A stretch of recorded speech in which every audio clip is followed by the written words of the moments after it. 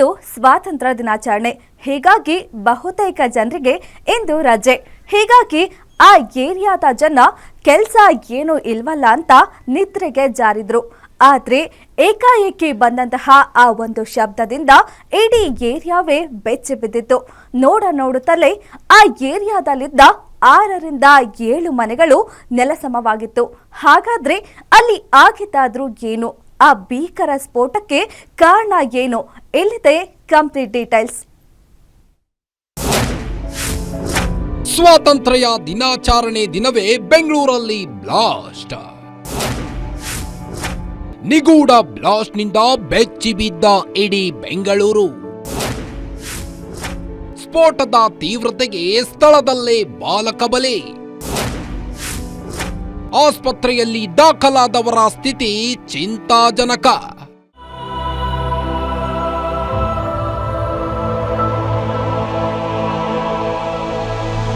ಇವತ್ತು ಸ್ವಾತಂತ್ರ್ಯ ದಿನಾಚರಣೆ ಸಂದರ್ಭದಲ್ಲಿ ತೊಡಗಿದ್ರು. ಆದರೆ ಬೆಂಗಳೂರಿನ ವಿಲ್ಸನ್ ಗಾರ್ಡನ್ ನಲ್ಲಿ ಮಾತ್ರ ಸ್ಫೋಟದ ಸದ್ದು ಕೇಳಿಸಿತ್ತು. ನೋಡ್ತಿದ್ದಂತೆ ಅಕ್ಕಪಕ್ಕದ 10ಕ್ಕೂ ಹೆಚ್ಚು ಮನೆಗಳು ಛಿದ್ರವಾಗಿದ್ವು. ಸ್ಫೋಟಗೊಂಡ ತೀವ್ರತೆಗೆ ಓರ್ವ ಬಾಲಕ ಉಸಿರು ಚೆಲ್ಲಿದ. ಬೆಳಗಿನ ಜಾವ 8 ಗಂಟೆಯ ಸುಮಾರಿಗೆ ಕಸ್ತೂರಿ ಎಂಬುವವರ ಮನೆಯಲ್ಲಿ ಇದ್ದಕ್ಕಿದ್ದಂತೆ ಸಿಲಿಂಡರ್ ಸ್ಫೋಟ ಸಂಭವಿಸಿದ್ದು, ಘಟನೆಯಲ್ಲಿ ಮುಬಾರಕ್ ಎಂಬ ಬಾಲಕ ಸಾವನ್ನಪ್ಪಿದ್ದಾನೆ. ಸ್ಥಳಕ್ಕೆ ಸಿಎಂ ಸಿದ್ದರಾಮಯ್ಯ ಅವರು ಭೇಟಿ ನೀಡಿ ಪೊಲೀಸ್ ಕಮಿಷನರ್ ಸೀಮಂತ್ ಕುಮಾರ್ ಅವರಿಂದ ಸಂಪೂರ್ಣ ಮಾಹಿತಿ ಪಡೆದುಕೊಂಡಿದ್ದಾರೆ. ಅಲ್ಲದೆ ಮೃತ ಬಾಲಕನ ಕುಟುಂಬಕ್ಕೆ 5 ಲಕ್ಷ ಪರಿಹಾರ ಘೋಷಣೆ ಮಾಡಿದ್ದಾರೆ.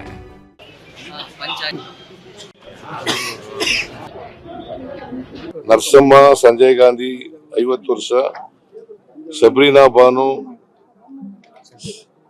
35 ವರ್ಷ, ಸಂಜಯ್ ಗಾಂಧಿ, ಮುಬಾರಕ್ ಅನ್ನೋರು ಸತ್ತೋಗಿರೋರು. ಮುಬಾರಕ್ ಅಂತಕ್ಕಂಥವ್ರು ಸತ್ತೋಗಿರೋರು. ಸಂಜಯ್ ಗಾಂಧಿ ಆಸ್ಪತ್ರೆಗೆ ಅಡ್ಮಿಟ್ ಮಾಡಿದ್ರು, ಅಲ್ಲಿ ಸತ್ತೋಗಿದ್ದಾರೆ. ಫಾತಿಮಾ ಸಂಜಯ್ ಗಾಂಧಿ, ಇದು ಕಯಾಲ ಇಂದಿರಾ ಗಾಂಧಿ ಆಸ್ಪತ್ರೆ. ಸುಬ್ರಹ್ಮಣಿ 62 ವರ್ಷ, ಅಗಡಿ ಆಸ್ಪತ್ರೆ. ಶೇಖ ನಜೀದುಲ್ಲಾ 37 ವರ್ಷ, ನಿಮಾನ್ಸ್ ಆಸ್ಪತ್ರೆ. ಪ್ರಮೀಳಾ 38 ವರ್ಷ, ಸಂಜಯ್ ಗಾಂಧಿ ಆಸ್ಪತ್ರೆ. ರಾಜೇಶ್ 40 ವರ್ಷ, ಸಂಜಯ್ ಗಾಂಧಿ ಆಸ್ಪತ್ರೆ. ಸೊ ಒಟ್ಟು 10 ಜನ, ಒಬ್ರು ಸತ್ತೋಗಿದ್ದಾರೆ, 9 ಜನ ಇಂಜೂರ್ಡ್ ಆಗಿದ್ದಾರೆ.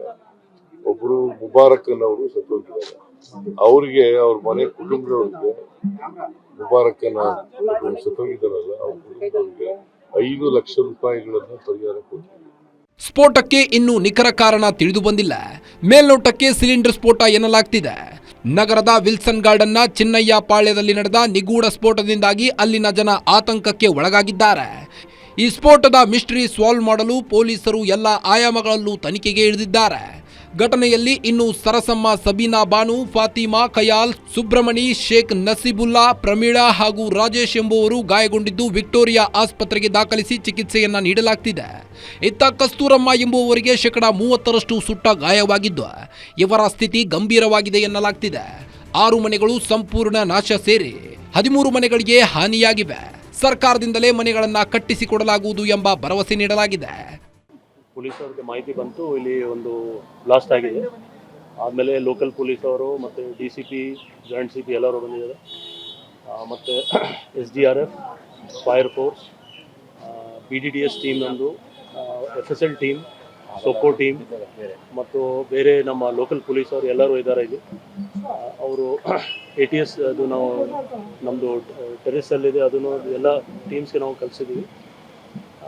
ಮೇಲ್ನೋಟಿಗೆ ಈಗ ಯಾವುದು ಇದು ಏನು ಹಾನಿ ಆಗಿದೆ, ಸುಮಾರು ಮನೆಗೆ ಅಂದಾಜು 7-8 ಮನೆಗೆ ಜಾಸ್ತಿ ಹಾನಿ ಆಗಿದೆ ಮತ್ತು ಇನ್ನೂ 6-7 ಮನೆಗೆ ಪಾರ್ಷಲಿ ಡ್ಯಾಮೇಜ್ ಆಗಿದೆ. ಅದು ಇನ್ನು ಸ್ವಲ್ಪ ದೂರದ ಮನೆಯಲ್ಲಿ ಗ್ಲಾಸ್ ಕಿಟಕಿ ಅದು ಎಲ್ಲ ಡ್ಯಾಮೇಜ್ ಆಗಿದೆ.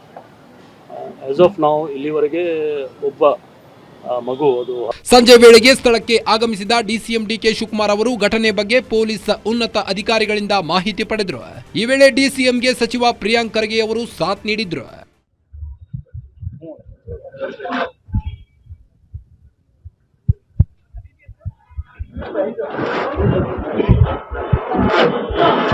ಬಹಳ ಸಿಲಿಂಡರ್ ಬ್ಲಾಸ್ಟು, ಲೀಕ್ ಆಯಿತು ಗ್ಯಾಸು ಅಂತೆಲ್ಲ ಕೂಡ ಮಾಹಿತಿ ಹೇಳ್ತಾ ಇದ್ದಾರೆ. ಬಟ್ ನಾವೆಲ್ಲ ಆ್ಯಂಗಲಲ್ಲೂ ನಮ್ಮ ಪೊಲೀಸರು ನೋಡ್ತಾರೆ ಏನು ಎತ್ತ ಅಂತೇಳಿ. ಡ್ಯಾಮೇಜಸ್ ಆಗಿದೆ, ಒಂದು ಡೆತ್ ಆಗಿದೆ, ಇನ್ನು ಕೆಲವ್ರಿಗೆ ಸ್ವಲ್ಪ ಇಬ್ಬರು ಸೀರಿಯಸ್ ಆಗಿ ಹಾಸ್ಪಿಟಲ್ ಇದ್ದಾರೆ ಅಂತಾರೆ. ಕೆಲವು ಹಾಸ್ಪಿಟಲಲ್ಲೂ ಚೆನ್ನಾಗಿದ್ದಾರೆ ಅಂತ ಕೂಡ ನಮ್ಮ ಅಧಿಕಾರಿಗಳು ಹೇಳ್ತಾ ಇದ್ದಾರೆ. ಯಾವುದಕ್ಕೂ ನಾವು ಸರ್ಕಾರದಿಂದ ಈಗಾಗಲೇ CM ಘೋಷಣೆ ಮಾಡೋದ್ರಿಂದ 5 ಲಕ್ಷ ಪ್ಲಸ್ ಬೇರೆ ಮನೆಗಳದೆಲ್ಲ ಏನೇನಾಗಿದೆ ಅದಕ್ಕೆಲ್ಲ ರಿಪೇರಿ ಮಾಡಿಕೊಡ್ತೀವಿ. ಇನ್ನು ಸ್ಥಳದಲ್ಲಿ ಆಡುಗೋಡಿ ಪೊಲೀಸರು, ಬಾಂಬ್ ಸ್ಕ್ವಾಡ್ ಸಿಬ್ಬಂದಿ, NDRF, ಅಗ್ನಿಶಾಮಕ ಸಿಬ್ಬಂದಿ ಗಂಟೆಗಳ ಕಾಲ ಜಂಟಿ ಕಾರ್ಯಾಚರಣೆ ನಡೆಸಿದ್ದಾರೆ. ಬೆಳಗ್ಗೆಯಿಂದ ಅವಶೇಷಗಳಲ್ಲಿ ಪರಿಶೀಲನೆ ನಡೆಸಿದಾಗ ಬಹುತೇಕ ಗ್ಯಾಸ್ ಲೀಕ್ನಿಂದಲೇ ಸ್ಫೋಟ ಸಂಭವಿಸಿದೆ ಎನ್ನುವ ಅಂಶ ಬೆಳಕಿಗೆ ಬಂದಿದೆ. ಸ್ಥಳದಿಂದ ಸೂಕೋ, ಬಾಂಬ್ ನಿಷ್ಕ್ರಿಯ ದಳ, SDRF, ISD ತಂಡಗಳು ಕಾರ್ಯಾಚರಣೆ ನಂತರ ವಾಪಸ್ ತೆರಳಲಿವೆ. ಒಟ್ಟಿನಲ್ಲಿ ಈ ದುರ್ಘಟನೆಯಿಂದಾಗಿ ಇನ್ನು ಬದುಕಿ ಬಾಳಬೇಕಾಗಿದ್ದ ಪುಟ್ಟ ಬಾಲಕ ಸಾವನ್ನಪ್ಪಿದ್ದು ಮಾತ್ರ ದುರಂತವೇ ಸರಿ. Ajay Kumar, crime bureau, guarantee news, Bengaluru.